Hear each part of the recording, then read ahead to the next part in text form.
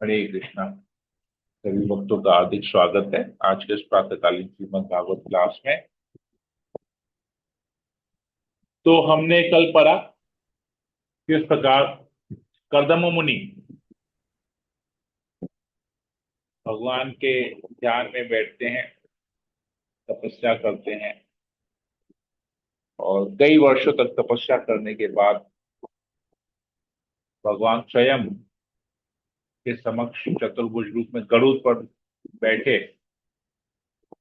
के सामने प्रकट होते हैं, उनको दर्शन देते हैं कर्दम मुनि को।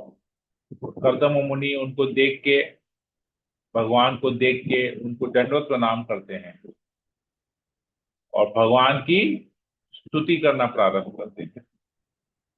जब भगवान की स्तुति करते हैं, स्तुति करने के बाद अपने जो Welcome to हृदय NCN की support. AUX mode. अपने जो हृदय की जो इच्छा है वो भगवान के सामने प्रकाशित करते हैं। तो भगवान उनकी स्तुति से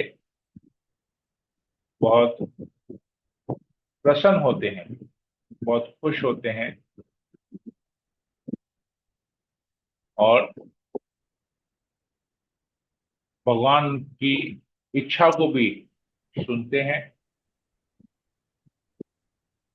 और उनकी तरफ बहुत खुश होकर मुस्कुराते भी हैं उनकी तरफ। तो ये हमने कल पढ़ा। तो कितने वर्ष तक तपस्या करते हैं कर्दम मुनि, हमने कल पढ़ा था, किसी को याद है?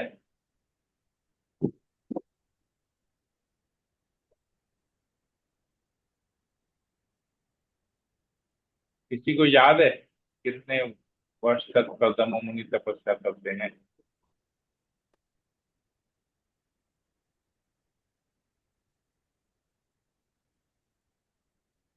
याद है किसी को? हाँ या ना बोलिए।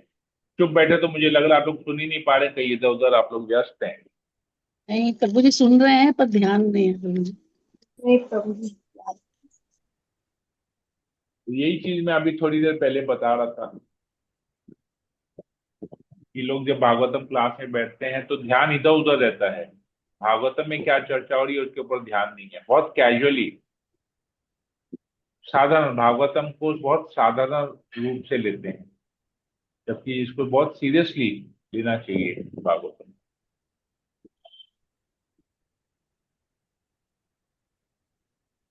तो कर्दम मुनि 10,000 वर्ष तक तपस्या करते हैं। 10,000 वर्ष, 10,000 वर्ष तपस्या करने के बाद भगवान उनके समक्ष प्रकट होते हैं, उन्हें अपना दर्शन देते हैं। तब भगवान अभी क्या बस कहते हैं कर्दम मुनि से, क्या कृपा करते हैं कर्दम मुनि पर, क्या आदेश देते हैं कर्दम मुनि को, इसके बारे में आज हम लोग पढ़ेंगे। ओम अज्ञानतिमिरान्धस्य ज्ञानाञ्जनशलाकया चक्षुरुन्मीलितं येन तस्मै श्री गुरुवे नमः। नमो विष्णुपादाय कृष्णप्रेष्ठाय भूतले श्रीमते भक्तिवेदांत स्वामी नामिने नमस्ते सरस्वती देवे गौरवाणी प्रचारिणे निर्विशेष शून्यवादी पाश्चात्य। हे कृष्ण करुणा सिंधु दीन बंधु जगतपते गोपेश गोपिकांत राधा कांत नमस्ते। सप्त कांचन गौरांगी राधे वृंदावनेश्वरी वृषभानुसुते देवी प्रणमामि प्रिय। वंशा कल्पतरुभ्यश्च कृपा सिंधुभ्य एव च पतितानां पावनेभ्यो वैष्णवेभ्यो नमो नमः।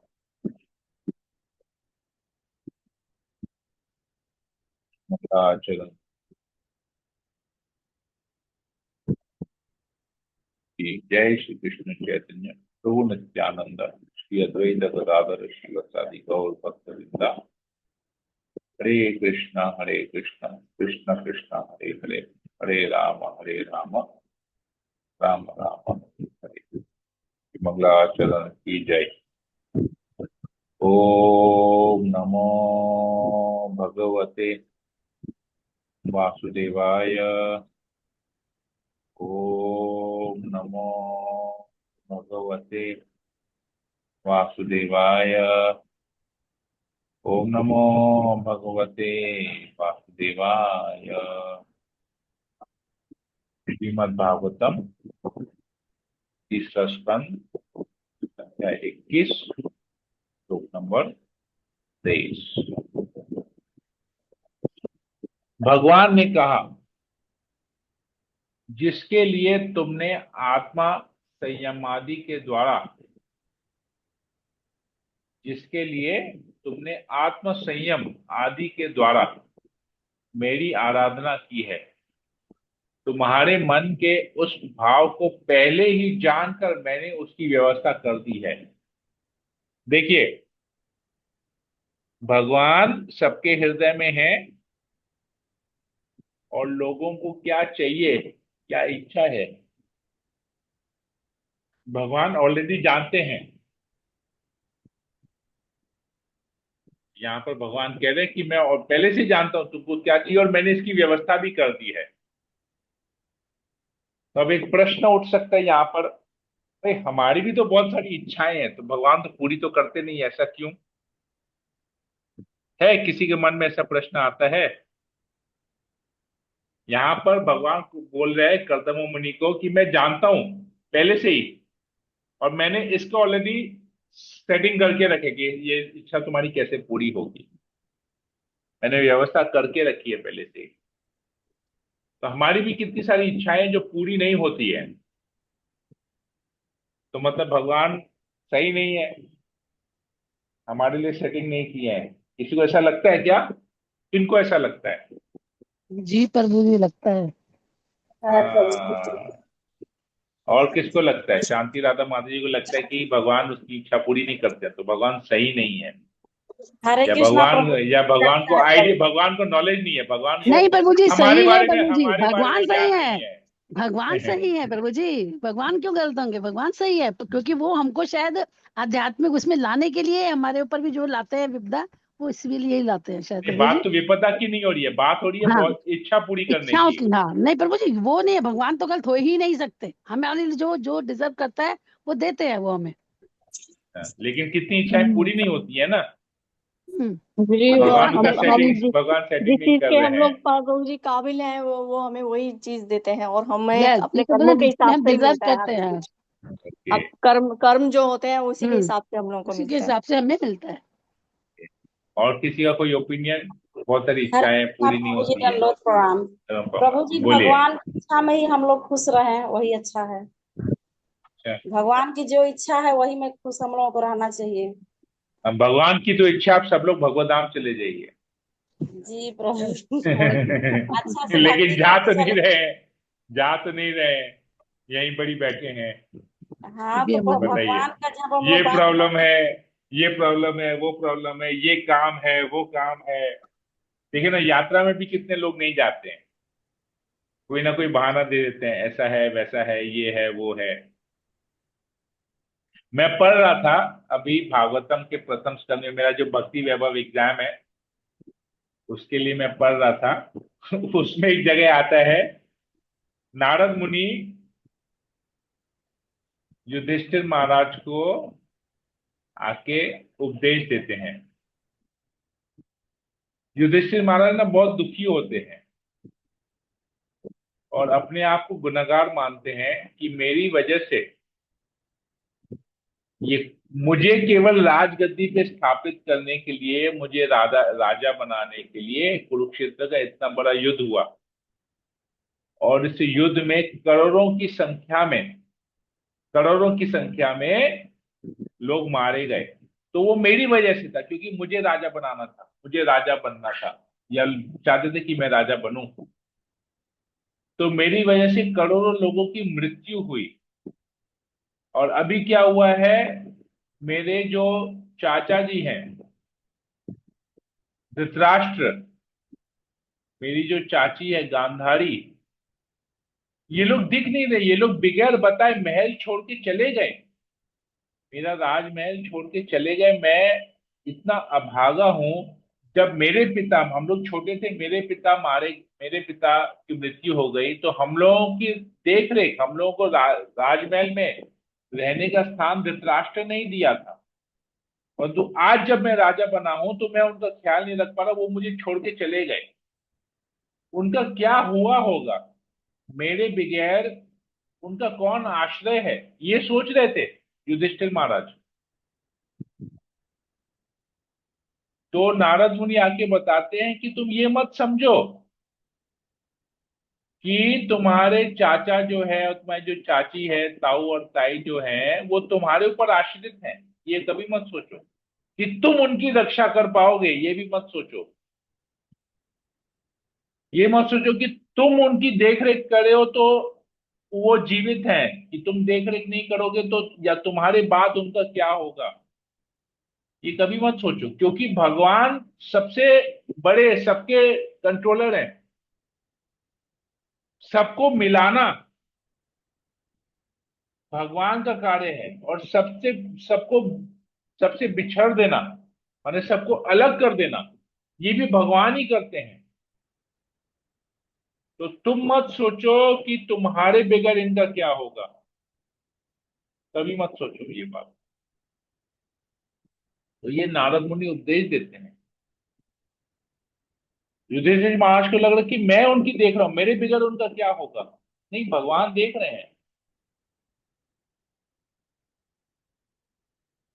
तो हम में से भी बहुत लोग ऐसे हैं जो हम लोगों को लगता है कि अरे हम यात्रा में चले जाएंगे तो पीछे मेरे घर वालों का क्या होगा, कौन देखेगा।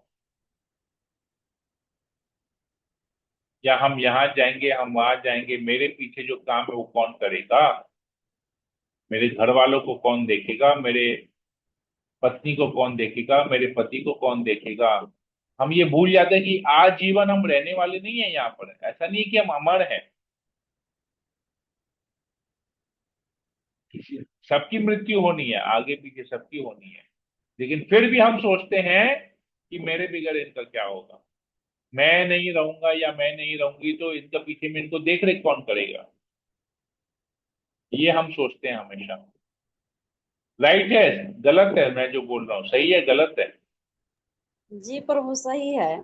किसी के बिना किसी का काम रुका नहीं रहता है प्रभु। हाँ। प्रभु जितना जी आत्मा यही है वो सोच के प्रभु भगवान है, जी। बचाने वाले भी हैं भगवान। हमारे हमारे जान पहचान में एक बिजनेसमैन है, मतलब हरे बहुत बड़ा उनका टर्नओवर है, मतलब करोड़ों में उनका टर्नओवर है। बिजनेसमैन है, हमारी कम्युनिटी में ही हमारे जान पहचान में है। वो बोलते हैं कि मेरा और तुम्हारा जो बिजनेस का रिश्ता है ना, केवल एक दिन बंद होगा, जिस दिन या तुम मरोगे या जिस दिन मैं मरूंगा। उसके अगले दिन ना वापस से वो बिजनेस स्टार्ट हो जाएगा। सोचिए, भक्त नहीं है, बिजनेसमैन है। भौतिक जगत का बिजनेसमैन है, आध्यात्मिक जगत का बिजनेसमैन नहीं है। लेकिन उसने क्या बात कही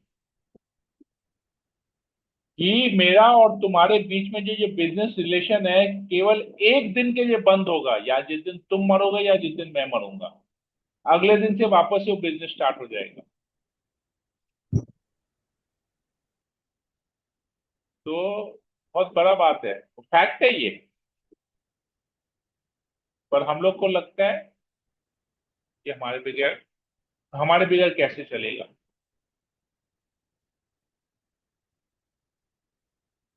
ये बहुत बड़ा हम लोगों का गलत फहमी है। प्रभु जी ये भी मैं भी यही सोच के प्रभु जी रेडी हुई थी कि नहीं घर पे तो सिचुएशन कैसी है कैसे जाऊंगी। फिर मैंने सोचा नहीं अगर मैं नहीं देती हूँ तो फिर भी तो घर के काम चलते ही रहेंगे ना। तो मेरे यहाँ तो कोई भी नहीं है देखने वाला फिर भी। बेटी को देखने वाला नहीं है उनको देखने वाला नहीं है फिर भी मैं चलने के लिए रेडी हो गई कि नहीं ऐसा तो चलता ही रहेगा जीवन भर चलता रहेगा।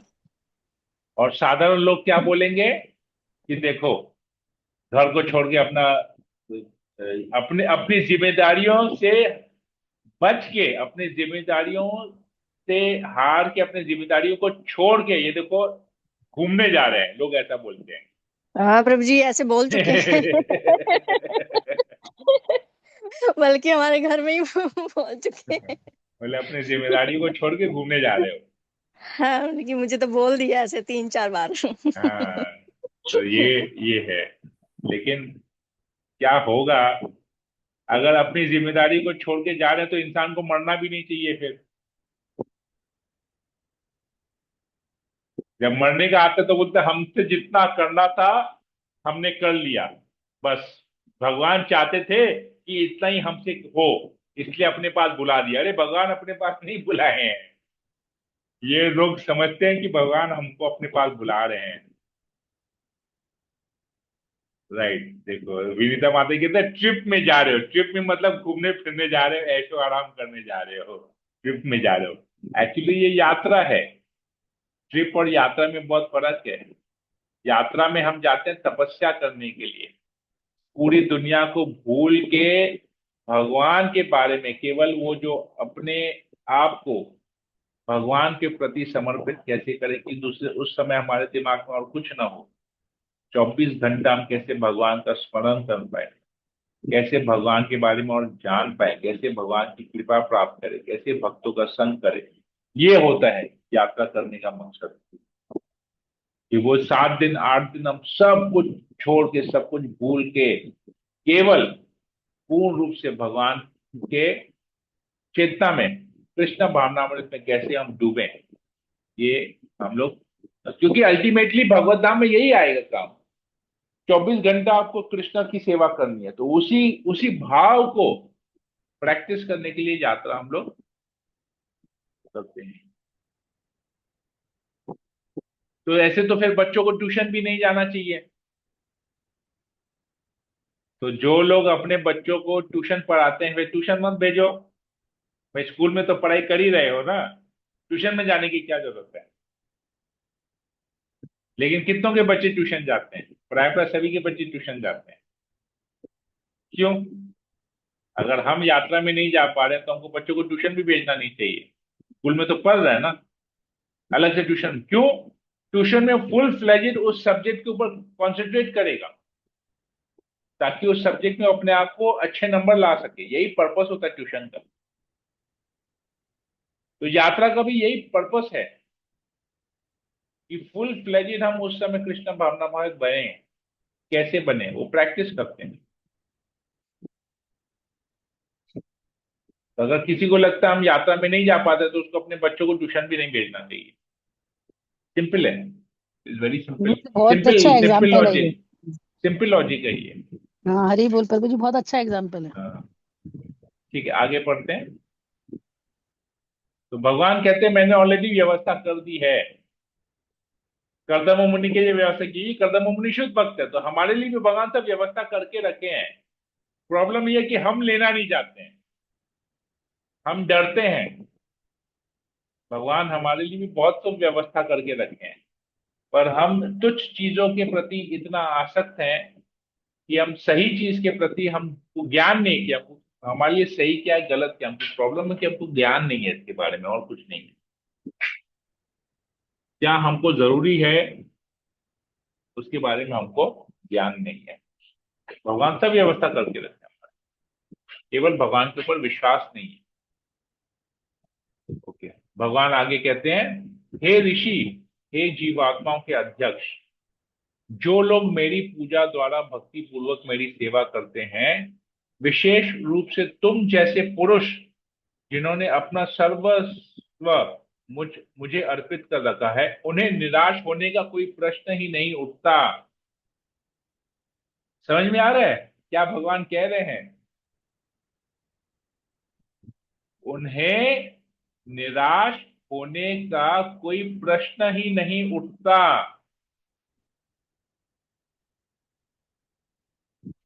हम लेकिन निराश होते हैं, क्यों? हम भक्ति नहीं कर रहे ना अभी, इसलिए निराश होते हैं। पूर्ण रूप से भगवान की पूजा नहीं कर रहे हैं, पूर्ण रूप से भगवान की सेवा नहीं कर रहे हैं, भक्ति नहीं कर रहे। तो 16 माला ही जप नहीं होता है, कितना कठिन होता है। गुरु का ही आदेश नहीं पालन कर पा रहे तो भगवान का क्या आदेश पालन करेंगे? सोचिए, ये हमारा हालत है। तो निराशा ही मिलेगी। गुरु का आदेश पालन नहीं हो रहा है, भगवान का आदेश पालन नहीं हो रहा है, तो निराशा होगी। भक्ति नहीं कर पाए तो निराशा होगी। कहने का अर्थ है भगवान का कि जो भक्ति करता हो उससे कभी निराशा नहीं होती है। और हमारे जीवन में निराशा ही निराशा है। क्यों? भगवान कहते हैं, प्रश्न ही नहीं उठता उसके जीवन में वो कभी निराश हो। प्रश्न ही नहीं उठता। There is no doubt, no question about it. वो निराश हो ही नहीं सकता। भगवान सीधा टोक के वो ये बात बोल रहे हैं। लेकिन हम लोग निराश हो गए कि हम लोग भक्ति नहीं कर रहे हैं, हम लोग दिखावे वाली भक्ति कर रहे हैं। सब लोग वास्तविक भक्ति नहीं कर रहे हैं। लेकिन इसका मतलब ये नहीं कि हमको छोड़ देना है। ये प्रैक्टिस करते करते करते करते अल्टीमेटली परफेक्शन आएगा, और फिर पूरा निराशा हमारा जो है जीवन का खत्म हो जाएगा। आगे कहते हैं, भगवान ब्रह्मा के पुत्र सम्राट स्वयंभू मनु, जो अपने सुकृत्यों के लिए विख्यात हैं, ब्रह्मावर्त में स्थित होकर 7 समुद्रों वाली पृथ्वी पर शासन करते हैं। और भगवान उसको बता रहे हैं कि निराश मत हो। स्वयंभू मनु जो इस पूरे विश्व के सम्राट हैं, वो क्या है उसके, हे ब्राह्मण, धार्मिक कृत्यों में दक्ष सुप्रसिद्ध सम्राट अपनी पत्नी शत्रुपा सहित तुम्हें देखने के लिए परसों यहाँ आएंगे। तो कह रहे वो तुमको जाने का जरूरत नहीं है। देखिए भगवान क्या कह रहे, तुमको जाने का जरूरत नहीं है, वो लोग आने वाले हैं तुम्हारे पास।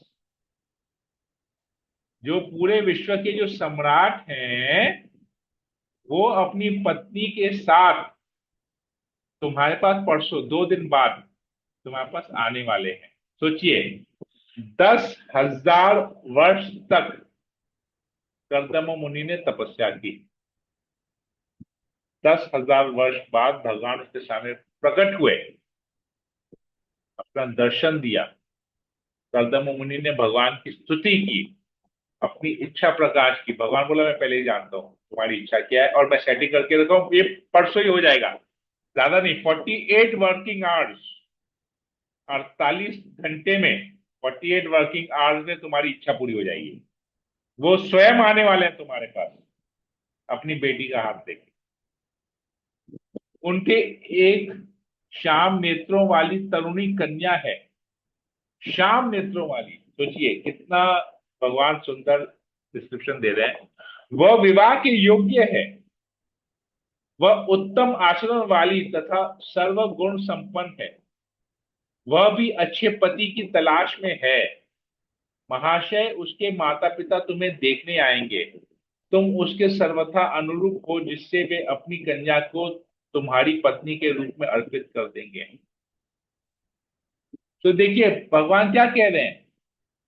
सबसे पहला तो वो बहुत सुंदर है, दूसरा विवाह करने के योग्य है, तीसरा बहुत उत्तम आचरण है उसका, सर्वगुण संपन्न है। तुम मतलब तुमको जैसा चाहिए वो वैसी ही है।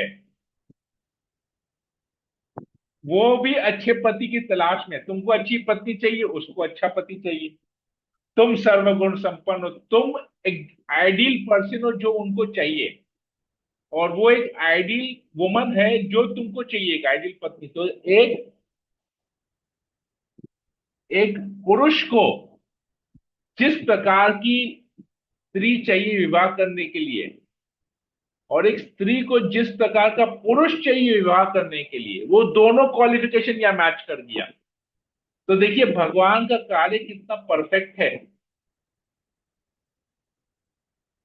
कि दोनों एकदम परफेक्ट। ये भगवान का कैलकुलेशन, भगवान का देखिए कितना परफेक्ट कार्य है, या इससे हमको पता चलता है। हे ऋषि, वह राजकुमारी उसी प्रकार की होगी जिस प्रकार की तुम इतने वर्षों से अपने मन में सोचते रहे हो। वह शीघ्र ही तुम्हारी हो जाएगी, और वह जी भर तुम्हारी सेवा करेगी।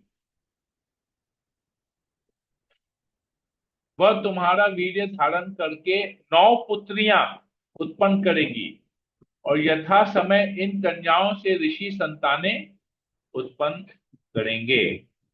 तो देखिए बता भी दिया, 9 पुत्रियां तुमको होंगी उससे, और वो जो 9 पुत्रियां होंगी, 9 कन्याएं होंगी, वो भी महान महान ऋषियों को जन्म देंगी। तो कितना परफेक्ट बता रहे हैं, आइडियल क्या है, मतलब पुत्रियां क्या होंगी, उनके पुत्र कौन होंगे, पूरा जनरेशन, 3 जनरेशन के बारे में भगवान बता रहे हैं। एकदम आइडियल जनरेशन रहेगा ये सब। मेरी आज्ञा का अच्छी तरह से पालन करने के कारण स्वच्छ हृदय होकर तुम अपने सब कर्मों का फल मुझे अर्पित करके अंत में मुझे ही प्राप्त करोगे। तो भगवान इसका भी डेस्टिनेशन बता दिए कर्दम मुनि का, कि तुम मेरे पास आओगे, तुम मुझे प्राप्त करोगे, ये तुम्हारी सारी इच्छाएं पूरी होंगी। लोग बोलते हैं ना, अरे जैसे मेरे पुत्र का या मेरी पुत्री, मेरी बेटी का, मेरे बेटे का बहुत अच्छा घर में विवाह हो, बहुत अच्छा परिवार हो, बेटी को अच्छा पति मिले, अच्छे ससुराल वाले मिले, उनके फिर मेरे उनके जो बच्चे हो, मतलब मेरे जो नाती नतनी हो वो भी बहुत अच्छे हो। फिर बोलते हैं मेरे जो बेटा है उसको बहुत सुंदर, मेरे घर में बहुत सुंदर बहू आए, बहुत अच्छी, सब सब सर्व गुण संपन्न वाली बहू आए। फिर मेरे पोते पोती भी बहुत अच्छे हो। कितना प्राउड होता है, हम लोग कितना प्राउड फील करते हैं जब हमारा बेटा या बेटी बहुत अच्छा करते हैं, फिर हमारे पोते पोती बहुत अच्छा करते हैं, कितना गर्व फील होता है। तो भगवान ये सब बता दिए, और फिर साथ ही साथ बताए तीसरा पॉइंट जो हम लोग भूल जाते हैं, हमारा क्या गति, हम इतनी आसक्त रह जाएंगे ना अपने परिवार वालों से कि हमको दोबारा इधर ही जन्म लेना पड़ेगा। लेकिन भगवान इसको क्या कर रहे कर्दम मुनि को, कि तुम्हारा ये सब इच्छा पूरा होगा और फिर तुम सारे कर्म का फल मुझे अर्पित कर दोगे। मतलब तुम मेरे ही, तुम ये हमेशा रियलाइज रखोगे कि मैंने तुम्हारी ये इच्छा पूरी की है, और जिस प्रकार से तुम मेरी तरफ भक्ति करोगे, ये फैमिली तुमको मिलेगा भक्ति करने के लिए, तुमको भक्ति में सहायक देने करने के लिए, और बाद में अंत में तुम मुझे प्राप्त करोगे, मेरे पास आओगे। ऐसा नहीं है कि तुम इनके प्रति आसक्त होके इधर बंधे रहोगे। तो ये डिफरेंस है एक डिवोटी में और एक नॉन डिवोटी में। समस्त जीवों पर दया करते हुए तुम आत्म साक्षात्कार प्राप्त कर सकोगे। फिर सबको अभय दान देकर अपने सहित संपूर्ण जगत को मुझ में और मुझको अपने में स्थित देखोगे। अभय दान मतलब किसी चीज का भय नहीं रहेगा। हे ऋषि, मैं तुम्हारी 9 कन्याओं सहित तुम्हारी पत्नी देवहूति के माध्यम से अपने स्वांश को प्रकट करूंगा और उसे उस दर्शन शास्त्र सांख्य दर्शन का उपदेश दूंगा जो परम तत्वों या श्रेणियों से संबंध है। तो देखिए भगवान अभी क्या कह रहे हैं, मैं प्रकट होऊंगा किससे, तुम्हारी पत्नी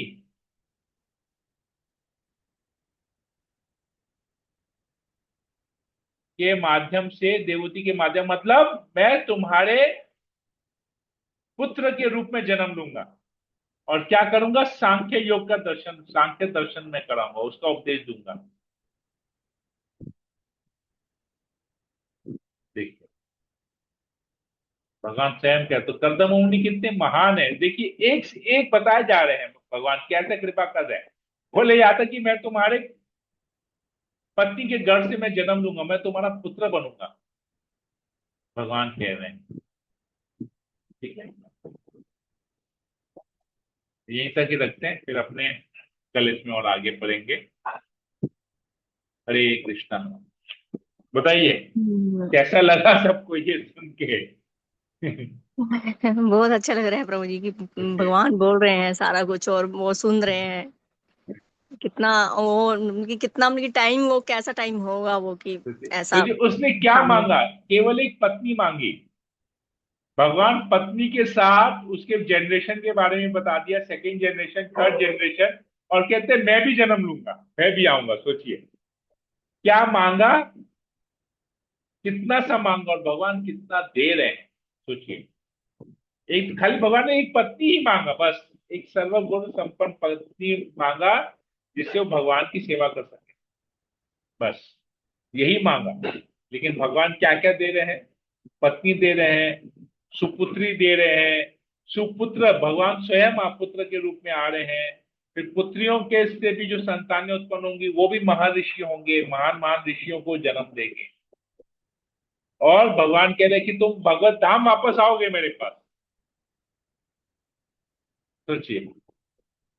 प्रभु जी ये जो कपिल भगवान जी हुए थे उनका मतलब आगे जो राइट, यही चैप्टर है, यही यही है, यही है, हाँ, यही है, यही तो है। उनका आगे 7 चैप्टर आगे मतलब पूरा कंप्लीट वही तीसरा वाला सेकंड पार्ट हाँ वही हाँ कंप्लीट नहीं हो रहा है। हाँ, पूरा ओके, वहीं पे अभी खत्म करेंगे, नहीं हो रहा है। अभी करेंगे, सब साथ में मिलकर करेंगे। हाँ, सांख्य दर्शन बहुत मुश्किल है। हाँ, बहुत डिफिकल्ट है, कॉम्प्लेक्स हम्म, टॉपिक है, समझना बहुत जरूरी है, हाँ, अकेले में समझ में पढ़ने नहीं से आ नहीं रहा समझ है। पाएंगे, राइट। हाँ, वही हम लोगों को साथ समझ में में नहीं आ पढ़ेंगे, रहा समझ में आएगा। है। जी प्रभु जी, हरे जी कृष्णा। जी। और किसी को कुछ पूछना है, कुछ बोलना है? चिंता ललिता माता जी, अन्नपूर्णा माता जी, अशोक प्रभु, विनीत मंडल प्रभु, ईशानी इंदिरा माता जी, कोमल, राजू प्रभु, क्लियर है प्रभु जी। मीरा गुप्ता माता जी, कामत प्रभु, रामकृष्ण कामत प्रभु, नहीं प्रभु, बहुत अच्छा लग रहा है। सोनल माता जी। हरे कृष्ण। बहुत सुंदर प्रभु जी, बहुत अच्छा लग रहा है प्रभु जी नहीं सुन। प्रभु जी, हरे कुछ कृष्णा नहीं हरे प्रभु। कुछ कृष्णा प्रभु जी, हरे दंडवत कृष्णा प्रभु प्रणाम। जी, बहुत अच्छा, प्रभु जी, धन्यवाद। आपका सुनने में ही इतना आनंद आता है ना, भाव विभोर हो जाते हैं। हरे कृष्णा, हरे कृष्णा।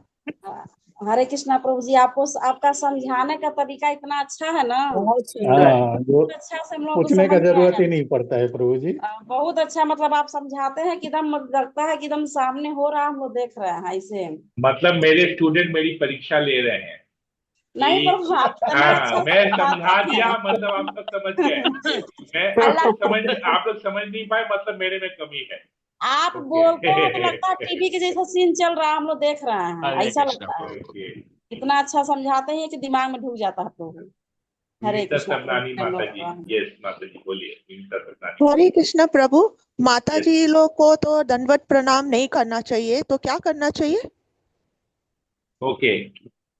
अच्छा, ये प्रश्न पहले भी आया था, मैं दोबारा इसके बारे में बोल देता हूँ। माता जी लोग बॉडी मतलब शारीरिक रूप से दंडवत नहीं करते हैं, मानसिक रूप से दंडवत करते हैं।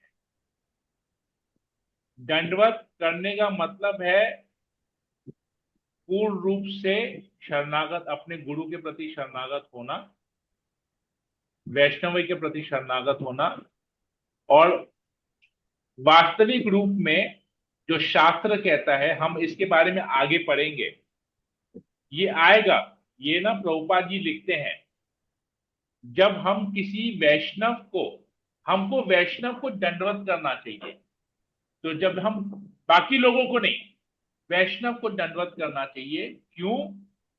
क्योंकि वैष्णव अपने हृदय में भगवान को धारण करते हैं।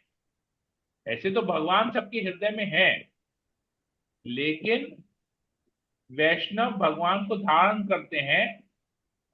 क्यों? क्योंकि वो लोग भगवान की भक्ति कर रहे हैं, इसलिए उनको पता है, वो लोग रियलाइज करते हैं कि उनके हृदय में भगवान है, और वो लोग कभी भी ऐसा कोई कार्य नहीं करते हैं जिससे दूसरों को कष्ट पहुंचे। तो हम जब दंडवत करते हैं वैष्णव को, वास्तविक रूप में हम उस भगवान को, उस वैष्णव के हृदय में जो भगवान है उसको दंडवत कर रहे हैं। वैष्णव को दंडवत करने का एक बहाना है, एक्चुअली में हम उसके हृदय में स्थित भगवान को दंडवत कर रहे हैं। वैष्णव को दंडवत एक माध्यम है भगवान को दंडवत करने का। तो अभी आप अगर बोलेंगे, भगवान को बोलेंगे, अरे भगवान हम तो माता जी, हम तो आपको दंडवत नहीं करेंगे, ऐसा बोलते हैं क्या? नहीं बोलते हैं प्रभु। हाँ, दंडवत का मतलब, ठीक, आप सबसे पहले तो हमको दंडवत का मतलब समझना है। दंडवत का एक मतलब है कि पूरे शरीर से लेट जाना जमीन पे, और दूसरा मतलब है पूर्ण रूप से भगवान के प्रति शरणागत होना। जमीन में लेट जाने का मतलब क्या? 100% शरणागति। लेकिन माता जी लोग दंडवत नहीं करती है शारीरिक रूप से, मानसिक रूप से तो करती है ना। अभी आप बोलेंगे क्या कि नहीं, हम तो पंचांग प्रणाम करते हैं, तो हम शरणागति पंचांग रूप से होंगे, हम पूर्ण रूप से शरणागत नहीं होंगे।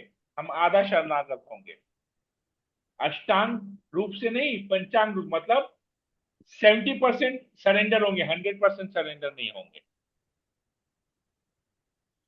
समझ में आया मैं क्या बताने का प्रयास कर रहा हूं? तो जो दंडवत जब हम लोग बोलते हैं तो वो दंडवत मानसिक रूप का दंडवत है। हम वास्तविकता में शारीरिक रूप से दंडवत नहीं कर रहे हैं, मानसिक, हमको हमेशा मानसिक रूप से प्रभु को शारीरिक और मानसिक दोनों रूप से दंडवत करना चाहिए। माता जी लोग को शारीरिक रूप से पंचांग करना चाहिए और मानसिक रूप से दंडवत करना चाहिए। और केवल वैष्णवों को, क्योंकि वैष्णव के हृदय में वैष्णव भगवान को अपने हृदय में धारण करते हैं। तो हम जब दंडवत बोलते हैं तो हम एक्चुअली उनके हृदय में उनको सम्मान दे रहे हैं, क्योंकि वो लोग भगवान से जुड़े हुए हैं। तो हम उनके हृदय में जो भगवान स्थित है उनको कर रहे हैं प्रणाम, क्योंकि ऐसा करने से भगवान खुशी होंगे। हम लोग क्या कर रहे हैं? भगवान के भक्तों को अगर हम खुश करते हैं, भगवान के भक्तों को रिस्पेक्ट देते हैं, मतलब हम भगवान को रिस्पेक्ट दे रहे हैं। ठीक है, ये हो गया। ये पूरा इसका समझ है, इसके पीछे में दंडवत का समझ यही है। क्लियर हुआ विनीता सबनानी माता जी? हाँ यस प्रभु, फिर माता जी लोग जो बोल रहे हैं दंडवत प्रणाम, वो बोलना चाहिए? हाँ, वो मानसिक मानसिक हुआ ना, आप तो शारीरिक रूप से नहीं कर रहे हैं ना, मानसिक रूप, मैं तो वही बोला, मानसिक रूप से, मन के रूप से चिंतन में। दंडवत का मतलब है शरणागत होना। समझ में आया? दंडवत का मतलब तो मानसिक रूप से हो रहे हैं, शारीरिक रूप अच्छा, से नहीं हो रहे हैं, शरीर से नहीं हो रहे हैं, मन से होना है। ठीक है, ओके प्रभु, क्लियर हो गया प्रभु, थैंक यू। प्रभु जी हम भी उनकी जैसे यहाँ का इस्कॉन है भोपाल में, कोई भी माता जी का फोन आता है तो हम लोग वो फोन पे उनके हरे कृष्णा माता जी दंडवत प्रणाम करते हैं, तो वो सामने से बोलते हैं कि माता जी पंचांग प्रणाम।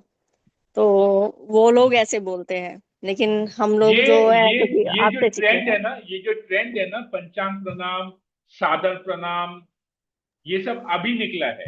अभी मैं दो हाँ तीन पहले साल से वो देख रहा हूँ, प्रणाम ही, हाँ सिर्फ दो प्रणाम तीन ही साल बोलते से थे। कितने लोग तो खाली प्रणाम ही बोलते हैं। हाँ तो सिंपल मतलब प्रणाम, देखिए, माता जी प्रणाम।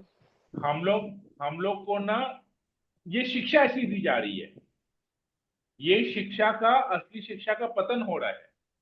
हाँ मतलब कि यही है, देखिए यही अभी स्कूल में यही हो रहा है अभी। अभी अभी आप अपने बड़ों को, चलिए एक बार डिवोटी नॉन डिवोटी छोड़ दीजिए, अपने बड़ों को क्या करेंगे? प्रणाम करेंगे। क्या प्रणाम करेंगे? अपने से बड़ों को क्या प्रणाम करेंगे बताइए?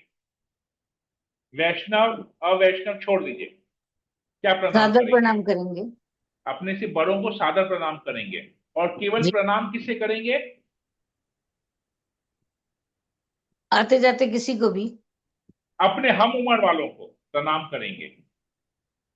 प्रणाम कैसे होता है? हाथ जोड़ के होता है ना, जी। हाथ जोड़ के प्रणाम होता है। तो अपने से अपने हम उम्र वालों को प्रणाम करते हैं। ये अभी हम वैष्णव वैष्णव अवैष्णव का बात नहीं आ रहा है, ये नॉर्मल एक मैनर, एक एटिकेट का बात आ रहा है यहाँ पर। ठीक है ना? तो अपने से अपने हम उम्र वालों को हम प्रणाम करते हैं, या नमस्कार, साधारण भाषा में उसको नमस्कार कहते हैं, हाथ जोड़ के नमस्कार। और सभ्य भाषा में उसको प्रणाम कहते हैं। नमस्कार एक फॉर्मेलिटी हो गया जो आजकल हो रहा है। प्रणाम रिस्पेक्ट हुआ। एक फॉर्मेलिटी और एक रिस्पेक्ट में फर्क है। क्या फर्क है बताइए?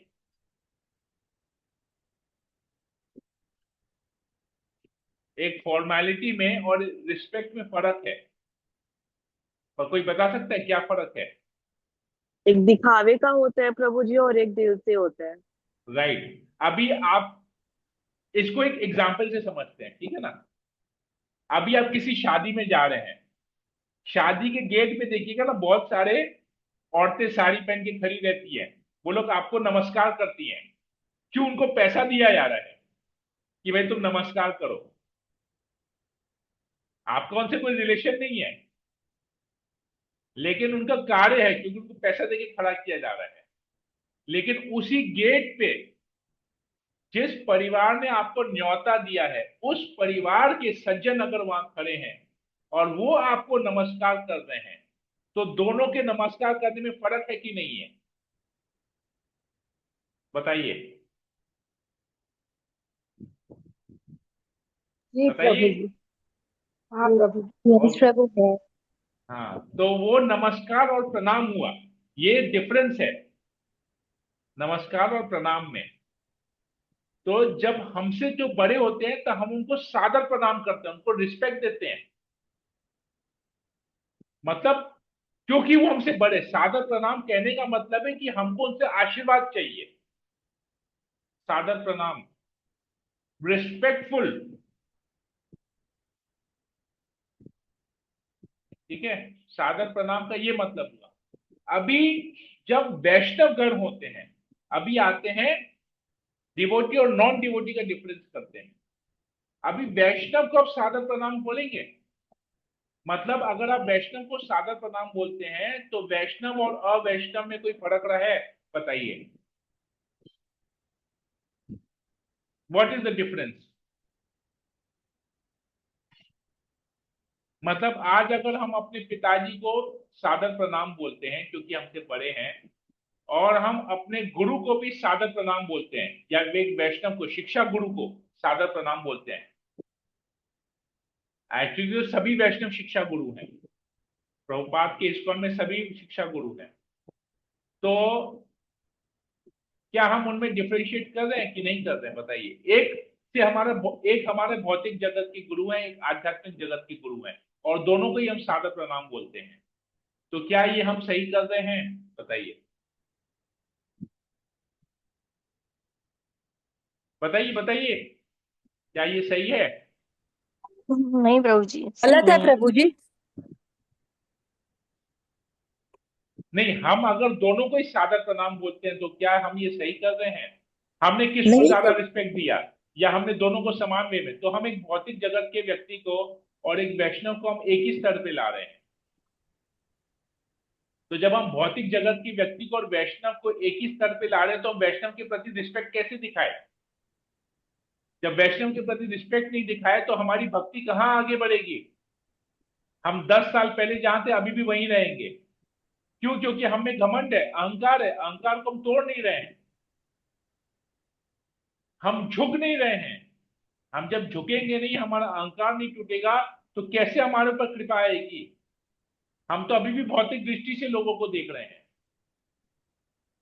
तो हमारा भक्ति में जीवन 10 साल भी हम अगर 16 माला जप करेंगे ना, और 4 नियम पालन करें, हमारे भक्ति में उन्नति नहीं होगी, क्योंकि हमारा हृदय का जो अहंकार है वो खत्म नहीं हो रहा है।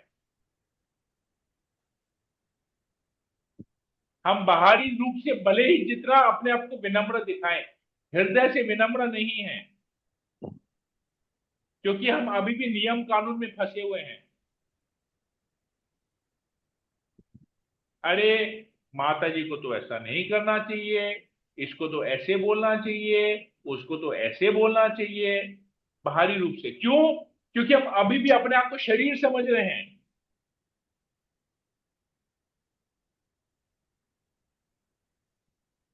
आप भगवत गीता का तात्पर्य पढ़ेंगे, भागवतम का तात्पर्य पढ़ेंगे ना, बहुत जगह प्रभुपाद जी लिखते हैं कि विमेन आर लेस इंटेलिजेंट या अनइंटेलिजेंट। मतलब औरतों में, महिलाओं में बुद्धि या तो कम है या तो बुद्धि नहीं है। तो प्रभुपाद की एक डिसाइपल यमुना माता जी, जिन्होंने गोविंदम आदि पुरुषम गाया है, आप गोविंदम आदि पुरुषम सुने हैं ना? ब्रह्म संहिता या गोविंदम आदि पुरुषम, जो हर प्रभु जी। मंदिर में दर्शन आरती के समय बजता है, ऑडियो। हाँ, बहुत तो वो, शानदार आता है उसमें। हाँ, वो यमुना माता जी ने गाया है। यमुना माता जी की वो सबसे बड़ी सेवा प्रभुपाद के प्रति वो सेवा थी। तो यमुना माता जी ने एक बार प्रभुपाद से प्रश्न किया कि प्रभुपाद, आप सब जगह लिखते हैं कि women are less intelligent, women are unintelligent, ऐसा क्यों? मतलब क्या हम कम बुद्धि वाले हैं? हम औरतें क्या कम बुद्धि वाली हैं या हमें बुद्धि नहीं है? प्रभुपाद जी बोलते हैं अगर तुम अपने आप को औरत समझती हो तो तुम्हें बुद्धि नहीं है या तुम्हें कम बुद्धि है। बताइए अभी, इसका मतलब बताइए।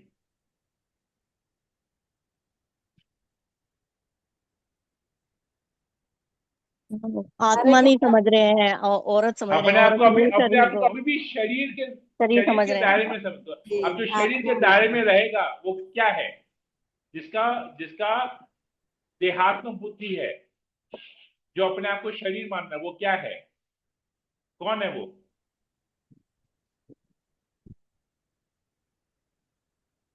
वो कम बुद्धि वाले हैं प्रभु। माता जी लोग का कुछ रेस्ट्रिक्शन है, क्योंकि भगवान ने इस प्रकार उनको वैसा शरीर दिया है कि उनको एक लज्जा के अंदर रहना है, एक पर्दे के अंदर रहना है। लेकिन भक्ति में तो मानसिक है ना। अल्टीमेटली क्या है? भगवान बोलते थे जो अंत काल में मेरा चिंतन करेगा वो मेरे धाम को प्राप्त करेगा। भगवान तो यही कह रहे हैं ना, शरीर तो यही खत्म हो जाएगा। तो बहुत सारे नियम हैं जो हमको शरीर के हिसाब से पालन करने हैं, लेकिन बहुत सारे नियम हैं जो शरीर के ऊपर हैं, शरीर के परे हैं। तो हमको ये समझना बहुत जरूरी है, क्या नियम शरीर के लिए है, क्या नियम शरीर से परे है। समझ में आया? विनीता सतनानी माता जी, क्लियर हुआ पूरा बात? यस प्रभु ये हुआ प्रणाम पर का, हाँ पर हाँ प्रणाम का हुआ। अगर जैसे कि अब औरत लोग औरत समझेंगे अपने आप को, स्त्री समझेंगे, तो वो शरीर होगा। तो जब पुरुष का वो शरीर नहीं होगा प्रभु।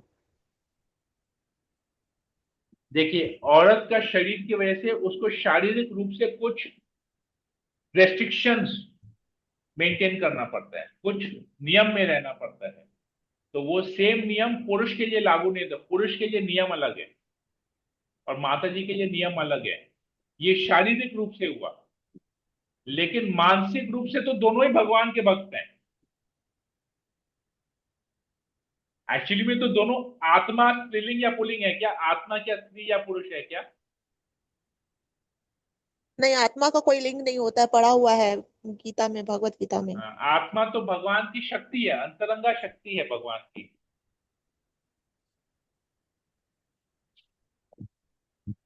तो भगवान का एक्सपेंशन है ना।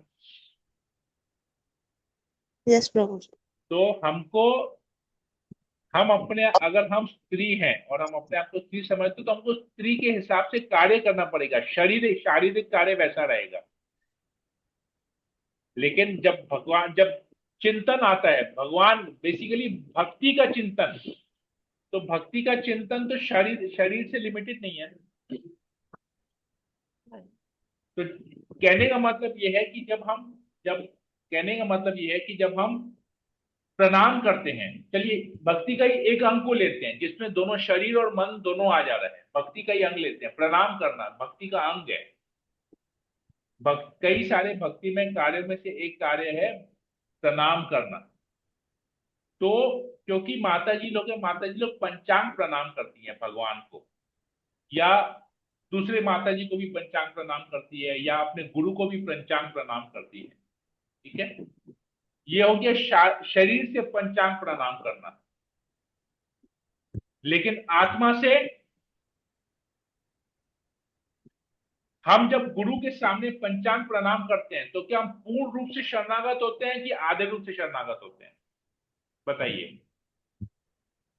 जो इनिशिएटेड है वो बता सकेंगे। ईशानी इंदिरा माता जी, यू टेल मी।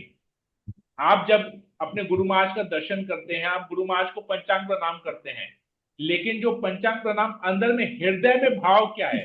100% शरणागति या 70% शरणागति? 100% 100% है प्रभु जी। है। आप समझ में आया कि क्या है डिफरेंस?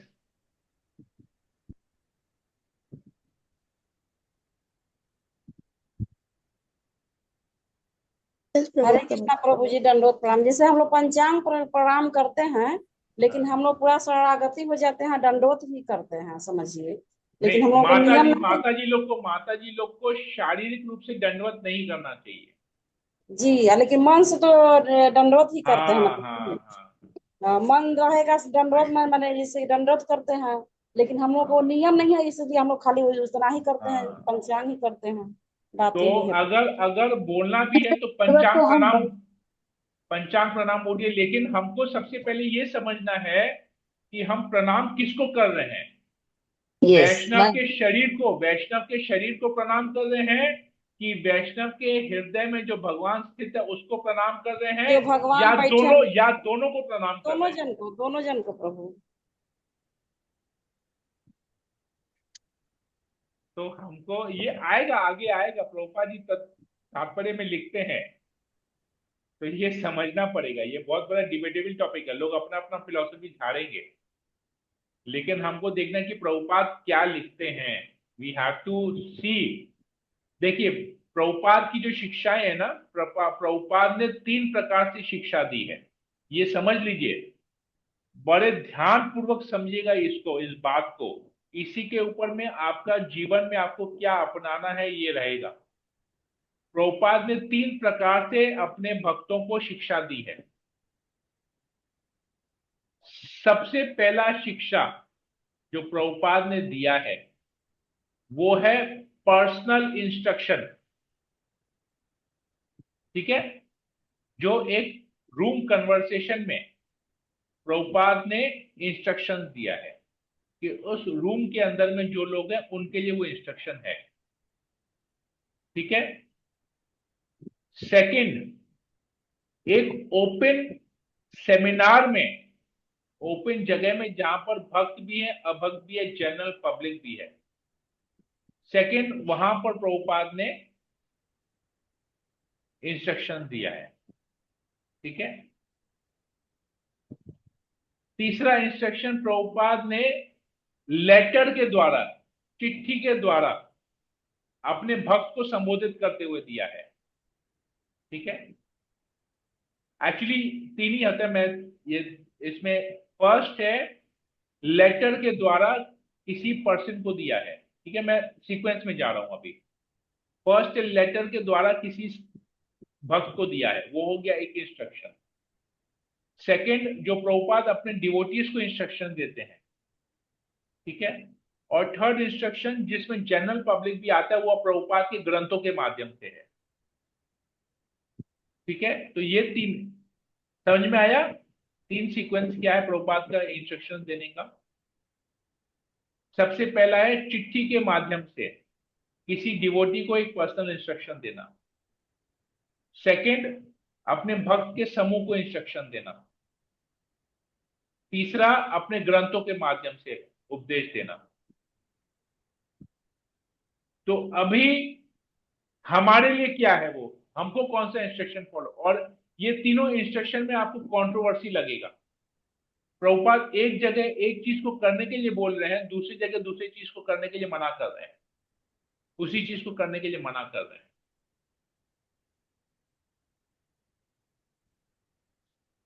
एग्जाम्पल देता हूं आप लोग को। हमारे भक्ति में जीवन के लिए सबसे महत्वपूर्ण क्या है बताइए।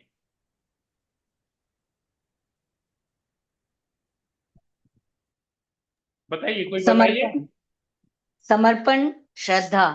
नहीं नहीं नहीं नहीं नहीं नहीं नहीं नहीं नहीं नहीं इंस्ट्रक्शन नहीं। फॉलो करना। वैष्णव के साधना, साधना, प्रति चलिए मैं क्वेश्चन को चेंज कर रहा हूं। हमारा भक्ति में, साधना में सबसे इंपॉर्टेंट क्या है हमारी साधना में? हरे कृष्णा प्रभु जी, दंडवत प्रणाम प्रभु। गुरु का बात मानना, उनके बाणी का अपने जीवन साधना, में साधना का बात हो रहा है, साधना का बात हो रहा है। कॉन्सेंट्रेशन प्रभु जी। ओहो, क्या बात। मैंने अच्छे हरे से हम लोग कृष्ण प्रभु जी। साधना में प्रभु जी है नियम का पालन, नियम। प्रभु जी विश्वास, श्रद्धा और विश्वास। जब वाह ये वाह। बोलू प्रभु जी। सब तो सब एक से एक गुरु। हाँ बोलिए, अचिंत्य ललिता हरे माता कृष्ण जी। प्रभु जी। वैष्णव का संग और उनके एक मिनट एक मिनट प्रति एक मिनट, प्रेम। अचिंत्य ललिता माता जी बोलिए।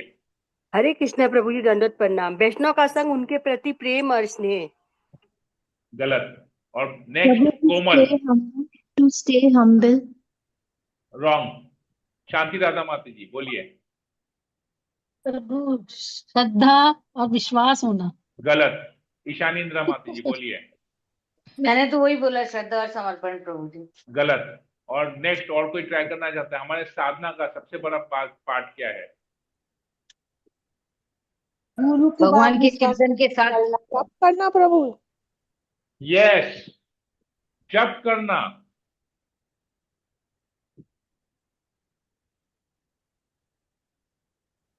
आप हम्बिल बन सकते हैं, लेकिन क्या जरूरी आप जप करें?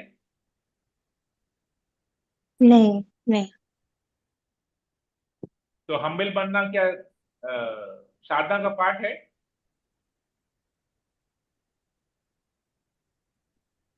नहीं प्रभु। वो रिजल्ट है कि साधना करते करते करते करते आप हम्बिल बनेंगे। लेकिन क्या कोई हम्बिल व्यक्ति जप करता है क्या? तो भगवतम क्या लेके जाएगा? हम्बिल बनना ना 16 माला जप करना, क्या लेके जाएगा भगवतम? जप करना। फिर और नेक्स्ट साधना का क्या पार्ट है बताइए? 4 नियम पालन करना। राइट। तो 16 माला जप करना, ये किसी एक के लिए ये क्या स्पेसिफिक इंस्ट्रक्शन है या जनरल इंस्ट्रक्शन है? नहीं प्रभु जी, सबके लिए है। सबके लिए। जनरल है, सबके लिए है। तो अभी प्रभुपाद जी बोलते हैं 16 माला जप करो, 4 नियम पालन करो, ग्रंथ पढ़ो, प्रसाद पाओ। ये हमारा साधना है ना? बताइए, 16 माला जप करना, नंबर 1 पे 16 माला जप करना, नंबर 2 पे 4 नियम पालन करना, नंबर 3 में ग्रंथ पढ़ना, नंबर 4 में ग्रंथ वितरण करना, नंबर 5 में मतलब भक्सन तो सब में आ गया। चलिए, ये सीक्वेंस है। और फिर अपने शरीर का ख्याल रखना, ये है ना? समझ में आया? 16 राउंड चांटिंग, 4 नियम पालन, ग्रंथ पढ़ना, ग्रंथ वितरण करना और अपने शरीर का ध्यान रखना। सही है कि गलत है बताइए? गुरु सही बोल है। रहे हैं, सही है आपका। हाँ, सही है गलत है? सही है सही प्रभु। है सही है प्रभु। कोई सही है है। जो इसको, कोई जो है इसको गलत कहता है कि ये नहीं है प्रभु, आप गड़बड़ बता रहे हैं? हाँ, शांति राधा माता जी, आप कुछ बात कर रही हैं, हमसे बात कीजिए, इधर उधर बात मत कीजिए। नहीं करते प्रभु जी आपसे, वो काम वाली अपने फोन पर लगी हुई है। हाँ, तो काम वाली को बोलिए घर के बाहर जाके फोन में बात करें, डिस्टर्ब नहीं करें। तो बताइए, सही कोई है जो इसको गलत मानता है? नहीं प्रभु जी। नहीं प्रभु जी, शुरू से यही हम लोग सबके जीवन में ये लागू है। साथी है। जी तो ये प्रभु। हो गया जनरल इंस्ट्रक्शन प्रभुपाद के, जो शास्त्र के थ्रू आता है। स्पेसिफिक इंस्ट्रक्शन था कि प्रभुपाद के समय में एक माता जी थी जो कुकिंग करती थी, लेकिन कुकिंग करते करते करते तो उसका हेल्थ डाउन हो गया, लेकिन वो प्रभुपाद के सेवा बंद नहीं की। उनको प्रभुपाद के प्रति, अपने गुरु महाराज के प्रति इतना आसक्ति था कि वो हेल्थ प्रॉब्लम होने के बावजूद भी कुकिंग करती थी। तो उसने अपने साधना में कॉम्प्रोमाइज किया। क्यों? क्योंकि उसने सेवा, पहले सेवा को प्रायोरिटी दिया, अपनी सेवा को प्रायोरिटी दिया। तो प्रभुपाद ने देखा ये है, तो प्रभुपाद ने उसके लिए एक इंस्ट्रक्शन किया। पता है क्या प्रभुपाद ने किया? प्रभुपाद ने बोला हेल्थ फर्स्ट। चांट 1 नंबर पे हेल्थ, अपने शरीर का ध्यान रखना। 2 नंबर पे 16 माला जप करना। 3 नंबर पे 4 नियम पालन करना। 4 नंबर पे शास्त्र पढ़ना। 5 नंबर पे सेवा करना। बताइए अभी। हेल्थ सही रहेगी तो प्रभु जी सब कुछ हो तो जाएगा, साधना अच्छे से होगी। हम क्या करेंगे फिर? अभी हम बोलेंगे सबसे, अरे प्रभु जी आज ना मेरा सर में दर्द, अब 16 माला जप नहीं करेंगे। आज ना मेरा शरीर ना, आज मौसम बहुत बारिश पड़ा है ना, मेरा शरीर ना थोड़ा सा सुस्त सुस्त है, हम 16 माला जप नहीं करेंगे। तो हमारे लिए ये नियम लागू होता है क्या? नहीं प्रभु जी। नहीं प्रभु जी, ये तो नहीं बहाना हो गया। तो हम जब इंस्ट्रक्शन लेते हैं हम जब अपने भक्ति में जीवन में इंस्ट्रक्शन लेते हैं तो हमको सबसे पहले देखना है कि प्रभुपाद ग्रंथ में क्या लिखते हैं, हमको वो फॉलो करना है, न कि प्रभुपाद चिट्ठी में किसको क्या लिखे। हमारे लिए आदेश है ग्रंथ का, तो ग्रंथ में जो लिखा है हमको वो करना चाहिए। तो दंडवत प्रणाम ग्रंथ में लिखा हुआ है, हम लोग आगे पढ़ेंगे कि हम किस प्रकार हम दंडवत जब करते हैं, हम प्रणाम करते हैं, तो हम भक्त के हृदय में जो वैष्णव है, जो भगवान है, वैष्णव के हृदय में जो भगवान है उसको करते हैं, ये हम पढ़ेंगे। तो इसका उसका बात हम क्यों मानेंगे? प्रॉब्लम ये है कि अभी ग्रंथ को साइड करके ना लोग पर्सनल इंस्ट्रक्शन को, जो इंस्ट्रक्शन मेरे लिए है वही इंस्ट्रक्शन हम दूसरे के ऊपर थोपना चाह रहे हैं। तो ये जो प्रणाम, सादर प्रणाम, ये सब बाहर से आ रहा है। ये उसके लिए हो सकता है स्पेसिफिक इंस्ट्रक्शन हो, लेकिन सबके लिए नहीं है ये इंस्ट्रक्शन। अब समझ में आ रहा है मैं क्या बोलना चाह रहा हूं? जी प्रभु जी। यस प्रभु जी। राइट, हरे कृष्णा। फिर भी ये बहुत बड़ा डिबेट है, आज के डेट में बहुत बड़ा डिबेट का टॉपिक है ये। प्रणाम, सादर प्रणाम, दंडवत प्रणाम, पंचांग प्रणाम, अष्टांग प्रणाम, षष्टांग प्रणाम। वाह वाह, इतना सारा प्रणाम के आगे इतना सारा जुड़ गया है ना, लगता है पूरा डिक्शनरी उसी में ही भर जाएगा। हरे कृष्णा। हरे कृष्णा प्रभु जी, दंडवत प्रणाम प्रभु जी। तो हम लोग सभी को मैंने दंडवत प्रणाम कहेंगे? बोलने पे कहेंगे, हाँ वही शारीरिक बोलने। रूप से, शारीरिक रूप से नहीं करेंगे। हाँ, जो भक्त है जो अभक्त है सभी को मतलब दंडवत प्रणाम ही हम नहीं, लोग बोलेंगे अभक्त ना? को नहीं, अभक्त को प्रणाम करेंगे, सिर्फ प्रणाम करेंगे। अपने से बड़ों को सादर प्रणाम करेंगे अभक्त अच्छा में, और अच्छा भक्तों को दंडवत करेंगे। अच्छा। हाँ, ऐसे लोगों को सिर्फ प्रणाम करेंगे। हाँ, सबको प्रणाम तो सबको करना चाहिए, प्रणाम हाँ सबको करेंगे। सादर प्रणाम अपने से बड़ों को सादर प्रणाम करेंगे, जी प्रभु, समझ भक्तों में को आ गया। दंडवत करेंगे। ठीक है ना? हाँ। चलो ठीक है, आज भी बहुत हरे समय हो कृष्णा गया। प्रभु जी, क्वेश्चन आंसर जितना क्लास चला उतना ही क्वेश्चन आंसर भी चल गया। हरे कृष्णा। प्रभु तभी तो समझ में आता है, जब क्वेश्चन आंसर होता है तो उसी में समझ में आ जाता है। ठीक है, यहीं पर ही रखते हैं। हरे हरे कृष्णा प्रभु जी, कृष्णा, हरे धन्यवाद। कृष्णा, कृष्णा कृष्णा हरे हरे, हरे राम राम राम हरे हरे। वंशा कल्पतरुभ्यश्च कृपा सिंधुभ्येव च पतितानां पावनेभ्यो वैष्णवेभ्यो नमो नमः। समेत भक्तवृंद की जय, श्रील प्रभुपाद की जय, ग्रंथ श्रीमद् भागवतम की जय। अच्छा, ये जो प्रणाम वाला दंडवत प्रणाम, सादर प्रणाम, ये मैं प्रभुपाद के ग्रंथ में जो पढ़ा हूं, अब मैं जो समझा हूं मैंने उसी को ही डाला है। आप लोगों को जो चाहिए कर सकते हैं, मुझे कोई प्रॉब्लम नहीं है।